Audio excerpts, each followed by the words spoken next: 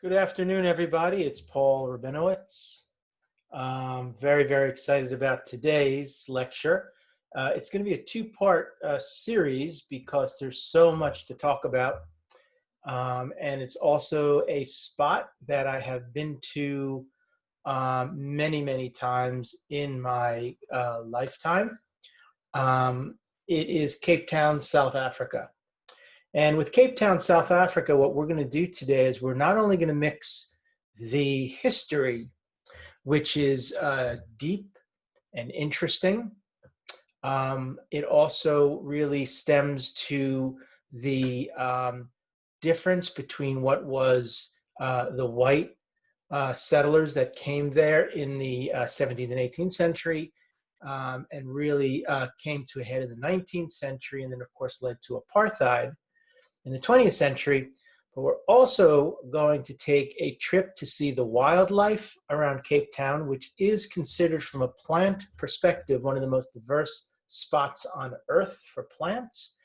It is also considered by me one of the most beautiful cities in the world. I have traveled fairly extensively and been to many, many cities.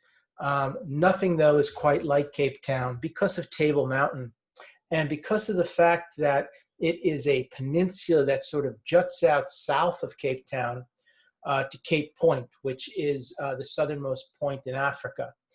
It's truly an amazing mix between the wildness of it, the beauty of the land, the ruggedness of it, the cliffs and the mountains and the sea, the wildlife, the surf, all of that comes together. And incorporated with all that, of course, is the history. So we're going to talk a little bit about Nelson Mandela. We're also going to see the new South Africa, which has changed drastically since the days of apartheid. As some of you might know, my wife is South African. She's originally, her family emigrated from Lithuania in the 1870s, pretty much at the same time, maybe just a few years earlier than the American, or I should say Italians and Jews were coming from Eastern Europe and Southern Europe to the United States. They were also going to South Africa. And she settled in Durban, which is the English part of South Africa, as opposed to the Afrikaans, the Dutch side or the Dutch part, where their main language is comes from the Dutch language, where those who settled in Natal province, like my wife's family, their main language is English. And of course, we'll talk a little bit about the Xhosa and Zulu peoples that were in Cape Town originally. And so we're going to go through a lot. It's really relevant today as well with all of what's going on in the world, because as you know, South Africa also went through a period of what we call reconciliation, which allowed for the old world, the apartheid and the dismantling of it, to move forward into more of a 20th and 21st century mindset, where they were going to leave that behind and then, of course, move forward. So we're going to talk about all of that as well. So first and foremost, I hope you all are doing okay. I know it's still a little bit difficult with this pandemic. However, things are going to change. We know that. We are resilient as humans and resilient as Americans as well. And we know that this will be all behind us. It just might take a little bit longer than we had thought because of not New Jersey, which we're actually doing extremely well, but the rest of the country, which is not doing well at all. So our leadership was really good here in the state and allowed us to focus on what needed to be focused on, which is social distancing and masks and so forth, right from the get-go. I was just reading an article how New Jerseyite adapted very, very quickly to that change of environment. And a lot of the rest of the country, as we see right now, did not. And they didn't heed the warnings, which was a problem. New York did, New Jersey did, Connecticut did, and hence our numbers have dropped almost to below 1%, or that's death for not people that have the virus. So we're doing really well, and hopefully I'll be back in there soon. In the meantime, let me go to my share screen, which we do every time, so we can start our discussion. And today we're really going to focus on the history and the roots of apartheid and Nelson Mandela. We're going to take a trip to Robben Island as well. And we're also going to probably end with the beginning of a tour that takes us to the southern point of Africa, which is one of the most beautiful, diverse places in the world. So we're really in for a treat in the next 2 sessions. We're going to see the first half hour, 35, 40 minutes of it today, and then we'll save the rest for the next time we get together. So what I'm going to do here is I'm going to hit present so we can get the full screen like we always do.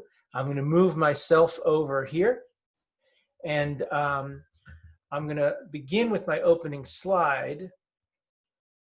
Oh, and of course I have to get my pointer. Remember, we always get our pointer there. There's our pointer.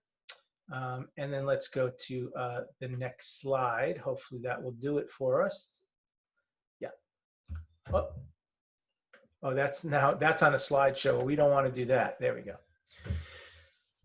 So South Africa, and Cape Town specifically, was an extremely important place for early settlement and what we call now the imperial period of settlement in Africa. If you look down here, this is the southern coast, obviously, and this area right here is where one would go from Europe around to Asia, or from Asia around and up through Europe. So it was crucial that this area, which is extremely dangerous waters, like the Cape of Good Hope in Argentina and the south part of South America, Cape Point is extremely dangerous. And so in between those rough waters that sort of are closer to Antarctica and the continent of Africa, you needed a place that boats could recover, recoup, come closer to the shoreline. And of course, that is a city right here called Cape Town. Now, if you look right here, we're going to travel to Cape Point as well. This is a stunning area right here. You can see that this is sort of the southern point, and that is sort of the dividing line between the Indian Ocean here and the Atlantic. So the southernmost point is right here, but that dividing line between those two waters comes out right there. And we will actually see how you can actually, from the hilltop looking down, actually see the two bodies of water, one being cold and one being warm. At that point, the Atlantic is warm water and the Indian is cold. So a lot of your surfing takes place here, right? It's warmer waters. So we'll get to all that as well. And then if you just travel to that other side right here, this is already the Indian Ocean. So it's just that little point that juts out. The gold in South Africa was pretty much discovered here in the Orange Free State, up by Pretoria as well, and Johannesburg here, which became sort of the center for the gold and diamond industry. And then that brought in a period in the 1940s and 50s where the government of South Africa, which was a Dutch and English government together, decided to create these laws called the Apartheid system of governing, which basically made it a majority status and a minority status. The minority status, who were the blacks, the Africans, as well as the colored people. Those are people that were not necessarily born in Africa or of African descent, but from Malaysia and India, those with what we would call brown skin. They had status as well. So the white Europeans had all rights, the rights to vote, the right to organize, the rights to do anything they wanted to. And then, of course, the lowest man on the totem pole were the Africans, the people that were born in Africa, who were a majority at that time. They were about 25 million, where the whites were about 6 million. So you could see that they had to do something in their minds in order to make sure that it would always remain a wealthy white country. Now, of course, that all broke down, and we'll talk about that as well. But it was Nelson Mandela who was part of the African National Congress, which was an anti-apartheid group that was very instrumental in breaking that all down.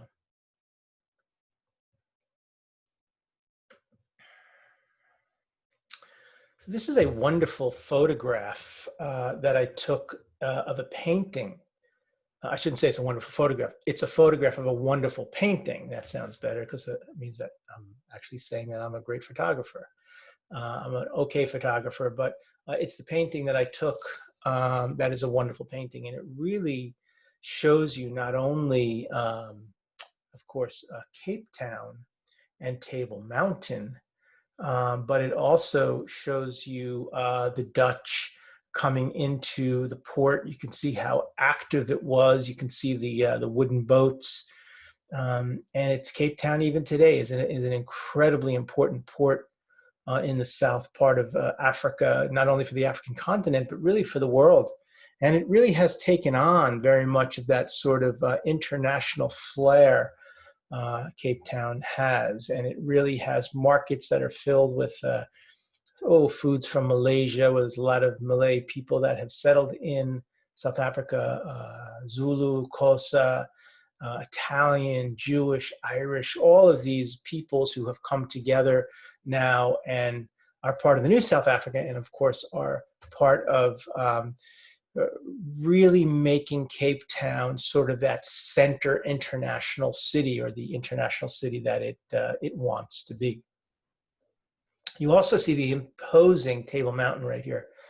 Table Mountain is a 3,000-foot peak that rises up from the water. That's significant because, of course, the water is at sea level. Lion's Head, because it looks from a distance to be like a lion's head. This mountain, Table Mountain, is a mountain that one can climb on a regular basis. So it's open 7 days a week. There's a national park up on top. It's a beautiful view all around. It's a fairly steep hike because you're going straight up this sort of bluff, if you will. And it takes a couple hours to get up there. But once you're up there, the rewards, of course, are great. There's one other thing I wanted to show you. Yes, of course, this is the cloud that comes in every day and rolls into Table Mountain, blankets it like a table, and hence the name Table Mountain, because the clouds blanket it like a tablecloth. But you can see also that it's flat. So like a mesa, and rising up, it has that table effect. This is the Airbnb that we stayed in when we were there last year. You can see the Dutch architecture. It's not a very good picture. It's the best I could do. I took it with a cell phone early morning before we were heading out on a all-day tour of the South Cape. But that is a typical Dutch type of architecture. This building itself goes back to the 1800s. And again, you can see that sort of lovely Dutch design that's so prevalent throughout South Africa as part of that Afrikaans architecture. So what can one say? This is sunset in the port. The port has been completely renovated, just like Boston Harbor and South Street Seaport in New York. The port is sort of the main hub for commerce and trade. A lot of the big buildings are downtown near the port as well. But that looming Table Mountain is always there.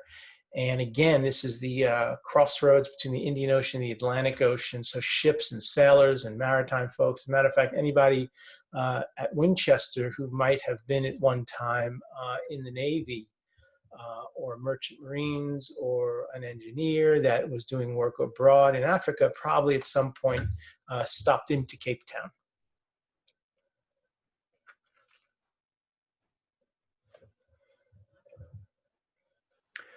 This is the University of Cape Town, or those of you who have been to Cape Town probably know it as UCT, University of Cape Town. My wife went to school here. She studied social work, graduated, and then did her master's in Israel. That's where we met. But you can see how, again, how beautiful this city is. It's exotic in its mountains and its sea and the sea. But you can see how even a beautiful university, or how beautiful this university is, and how much the landscape really makes the city itself. So I don't, there's a lot of cities out there that are built, San Francisco, for example, built within the hills and so forth. But to me, nothing like Cape Town, nothing like the grandeur of the mountains that just seem to rise up out of nowhere, and then that city was built around it. Those of you who are familiar with the first heart transplant that came out of the University of Cape Town, a doctor who was working at the hospital there. And so Cape Town is the place that we have our first heart transplant, the first successful heart transplant. I think we've had other heart transplants, but they weren't successful. And then, of course, this is the top of the mountain. Climbing in the early morning up to the top of Table Mountain. You can see Lion's Head in the distance out there. You can see part of the suburbs below. I say suburbs, but they're really not. It's really neighborhoods of the city. Every neighborhood has a beach attached to it. You see? So here's a neighborhood here. Here's a neighborhood here, et cetera, et cetera. There's 21 different neighborhoods, all that have their own beaches. And it's just lovely because like in Los Angeles, where you can walk out in some neighborhoods and the beach is right there, Cape Town has two sides. So you have almost like neighborhoods here, almost like a V that way, but it's easier for me to show you this way. And then you can see the point, one of the points is here, and then there's beaches along that side and beaches along this side. There's also another area as well, which you can see in the distance, which I'll take you to probably in the next lecture. A wonderful area out over here that spills out into the mainland and up through the garden route, and it's just absolutely beautiful. Also the coastline there. Also, by the way, South Africa is known to have some of the most beautiful coastline on earth. There is something called the garden route, which is just stunning coastline, mountains and cliffs that come down to the sea. It has a series of wineries, vineyards. It's Mediterranean climate. Remember, we always talk about the places on earth that have Mediterranean climate, Mediterranean-like climate. And we know it's California, Oregon, and Washington State, the west coast of America, the Mediterranean itself, Portugal, Spain, Italy, Greece, Turkey, Lebanon, Israel, the north of Egypt, North Africa, and straight out to Morocco. That all has similar temperature and climate. Argentina and Chile, and New Zealand and Australia. So those are your places, and Cape Town, South Africa. Those are your 5 places on Earth that mimic the same type of weather climate, which is 3 or 4 months of rain in the winter, and then the rest of the year is pretty much blue sky like you see here. It can get pretty cool in Cape Town in the winter time. If you've been to places like, like the south of France in the winter, it can get raw. The houses aren't really built for a winter, but it never really snows, not along the coast. It's just too warm for that. So hence your grapes. So we're going to take a trip out to Robben Island. We pick up the boat right there at the port of Cape Town, at the harbor. And we're going to take a trip that'll bring us out to the place where Nelson Mandela was sentenced to life imprisonment without parole. Of course, he was paroled. And this was going to be a place that they built for political prisoners, prisoners that were considered dangerous to the state through the apartheid system. Nelson Mandela was an attorney, a lawyer, and he very much believed in the dismantling of the white power system as well as the apartheid system that they built. And the struggle went on for almost 30 years. And there was lots of violence, demonstrations, death, until one day the white government really came to an understanding that it was not sustainable. And Nelson Mandela was let out of prison, and he sort of led the African National Congress to the win in a first election, democratic election, and the rest is history. So this is Robben Island. This is the place for those political prisoners. Nelson Mandela was a really sharp individual, very smart, perceptive. He was a great statesman. In my opinion, these people come along once in a lifetime. You know, it's the Mahatma Gandhis, it's the Martin Luther Kings, it's the Winston Churchills, it's the David Ben-Gurion, it's the Franklin Roosevelts. It's these people that sort of rise to the occasion based on their own place in history. So the question is if we would have had a Nelson Mandela if it didn't call for it. And of course, he was at the right place at the wrong time, or the wrong place at the right time. And because of the way he was, his ability to remain humble, even in the most difficult situations. Remember, he was in solitary confinement. I'll show you his prison cell in just a couple minutes. But it was during that time in prison that he wrote Long Walk to Freedom. Long Walk to Freedom is one of the books that I go back to every so often to reread. And it's a brilliant book about the struggle for apartheid South Africa. And he wrote it while in prison. It was never supposed to get out or get published, but he was able to sneak it out, which is a story in its own self, a story in itself. But one has to understand the importance of somebody like that in the period that it was. So I took this photograph because this is the picture that they would see every day from their cells. They were only let out once a day into a courtyard to play soccer. But Nelson Mandela also figured a way to tear out the front page of every book. If you know, books have a blank page. And then he would sneak a pencil and he would write.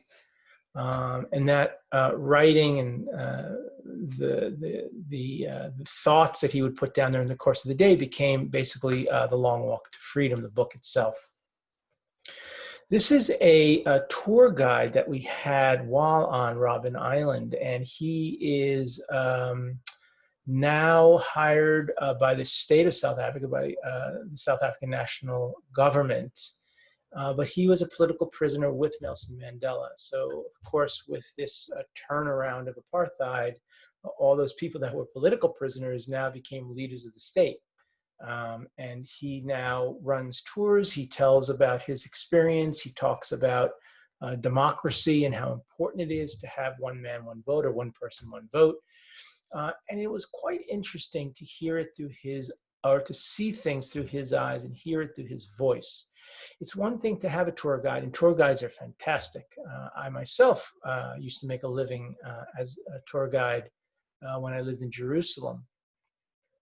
But it's another thing, and I could tell firsthand experiences about the military and things of that nature. But it's another thing to have somebody at Robben Island who was in prison with Nelson Mandela. So this is the inside of the prison. The prisoners were separated by the color. So the colored prisoners were in one cell. Here, this was the cells for the African, the blacks, as they were called. I took a photograph of this. I found this somewhat interesting. This is the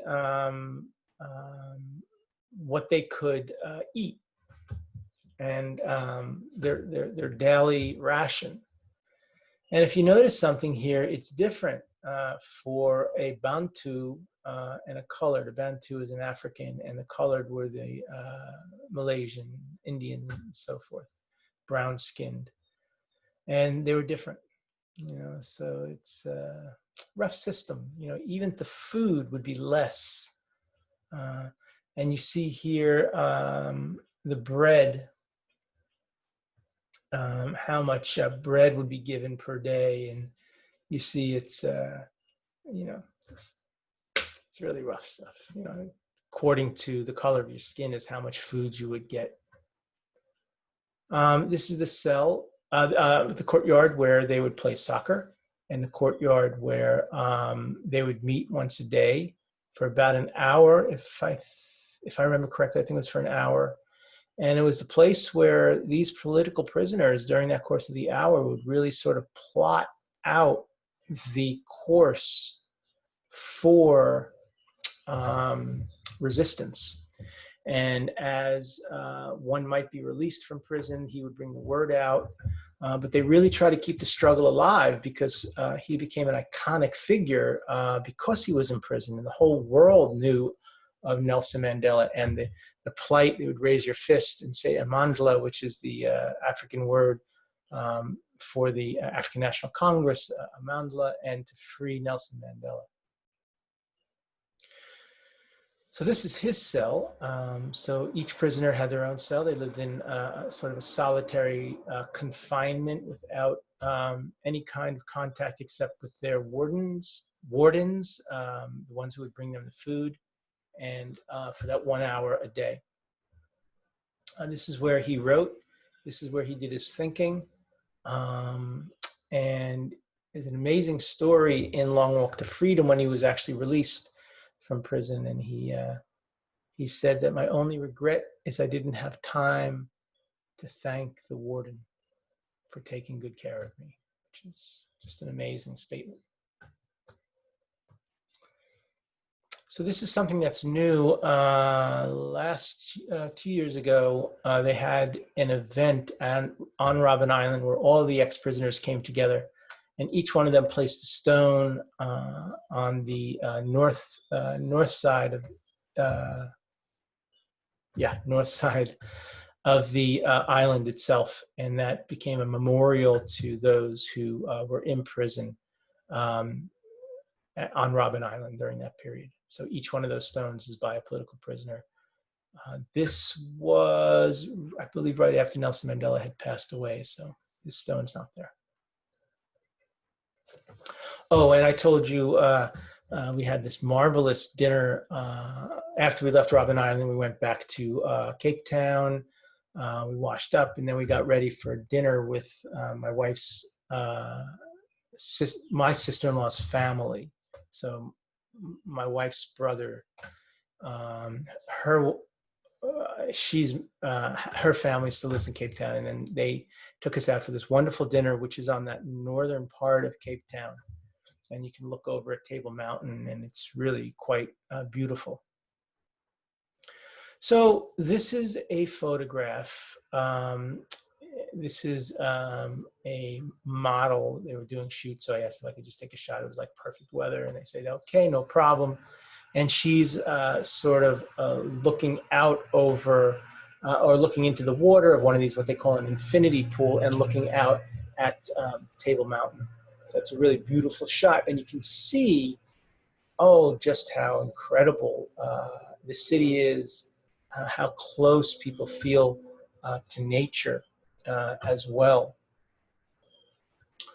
I think this is one of our family members climbing, as we were climbing up Table Mountain. That's downtown below. You can see right here, this is the city, or the downtown area, the Central Business District right there. That's the harbor that I kept showing you, where the boat would leave. This is the coast.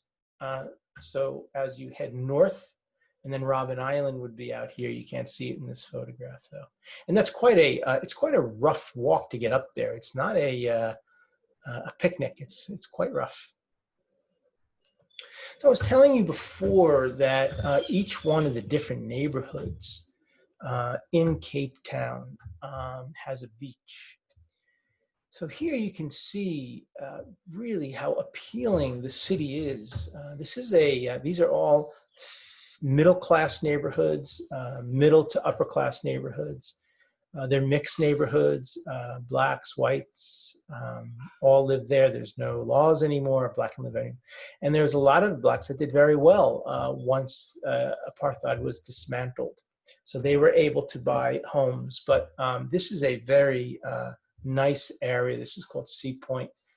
But you can just see that each one of these homes has beach access, and the beaches there are good 7-8 months a year, like California, like Los Angeles. And that's looking south. So if you can see down over here, we're going to head there tomorrow. I'm going to take you for this incredible ride down in the south coast to Cape Point, which, as I say, is considered one of the most beautiful coast rides in the world. And we're going to take you right there into it. You're going to see the scenery, the baboons, penguins, sharks. So your first experience with a shark can be one of two ways. You can surf, and you can see a little white fin in the water, and you can surf as quickly as you can to get back to shore. Or you can go down into a cage. That's probably a better way, because that way you're protected. Where on a surfboard, you're not. Cape Town has a tremendous amount of shark incidents. By the way, the one with the most is Florida, believe it or not. Not with surfers. There's not a lot of surfing in Florida. There's a lot of surfing in Cape Town, but just people being bit by sharks. And that's because of the density. How many people actually live in Florida versus how many people in the water, and how many sharks. But Cape Town has the great white shark. One of the largest and most fierce sharks in the world. I'll show you a photograph in just a minute. So you can go down. We chose to do neither the surfing or the cage. We were on the boat, and I'll show you that. But this is a great white. That's what Jaws. Remember the movie Jaws? So the tour guides throw meat in on a sort of like on a cable, and the reason they do that is then the shark not only bites down on the meat, but then he gets dragged along just so you can see as they fight and so forth. Quite a sight. This is a great white. You can see that its teeth here come down, so they're retractable. The jaws are retractable. So basically the way it works is that the mouth, when it opens up, the teeth are inside the mouth, but when it closes, it's the teeth have their own muscles, and the entire jaw goes down with the mouth still remaining open. And that gives it its incredible power. Also, the teeth are on an angle going inwards, so once that animal is caught, there's no escape. You can see a great photograph of that right there. That's just a piece of meat, chum as they call it, and they just throw that in. It's not an actual animal, but you do get a really up close picture of what those teeth look like. And again, the teeth come down on their own. You can see they have a layer right here of gum, and then they suck in almost. They bring in the animal, and then.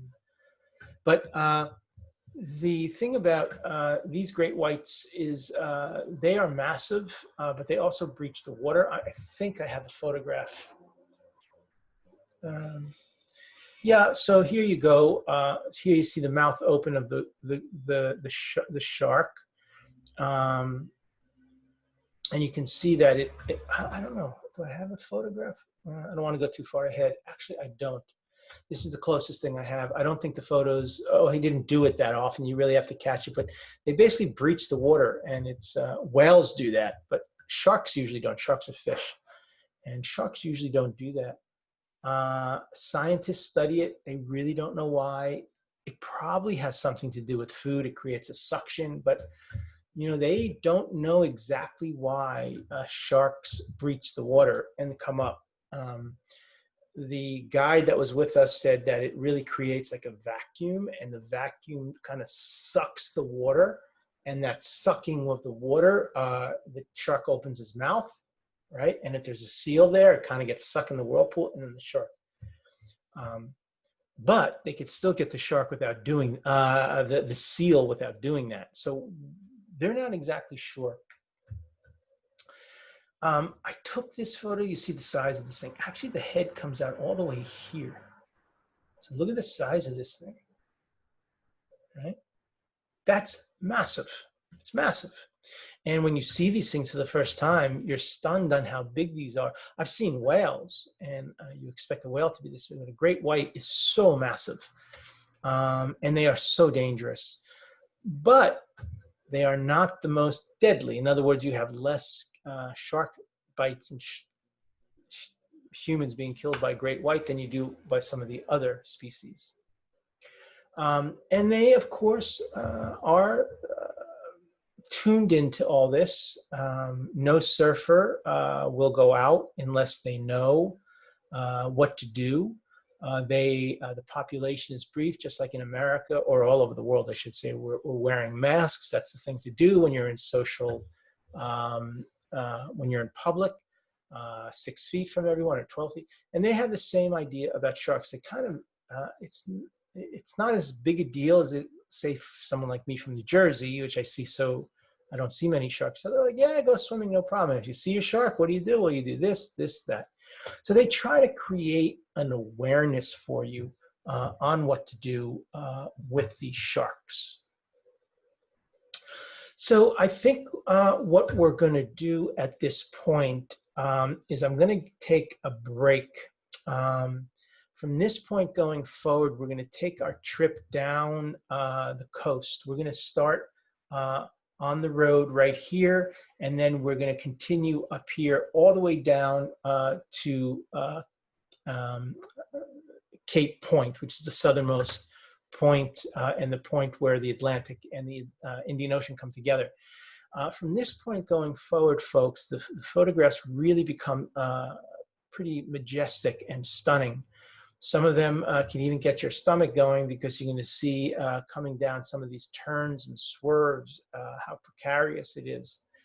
I'll also show you some of the wildlife as well, the baboons, penguins, more sharks. But I think at this point we're going to take a break. I kind of wanted to set up the trip. I wanted to give you a little bit of background about the apartheid system. And I also wanted to let you know a little bit about Nelson Mandela. And this allows us in the next lecture to really just move forward and see the beauty of the city. So let me go off of stop share. And I'm going to go back to my little abode. By the way, it's interesting because my wife in Durban, so she grew up in Durban, which is on the east coast of the Indian Ocean side of South Africa, and a very English-inspired area. And she grew up in a Tudor home. So when she saw the house that we live in now, which is a Tudor-style home, oh, she fell in love with it. She said, oh, this feels like home to me. So what you see around here in my room, in what we call the music room in my house here in Morristown, looked very much like her house growing up in Durban, South Africa. So that's kind of interesting. And I think I had mentioned one time that her father was the first orthodontist in South Africa. So with that, I'm going to take a break. We're going to hold it here for lecture number 1. I'm going to come back next week where we're going to really start to see this amazing city unfold, and I can go a little bit quicker through the slides. Thank you very much for tuning in. I look forward to seeing you again soon. Don't forget to stay safe. That's the most important thing. Wash your hands. See you next week.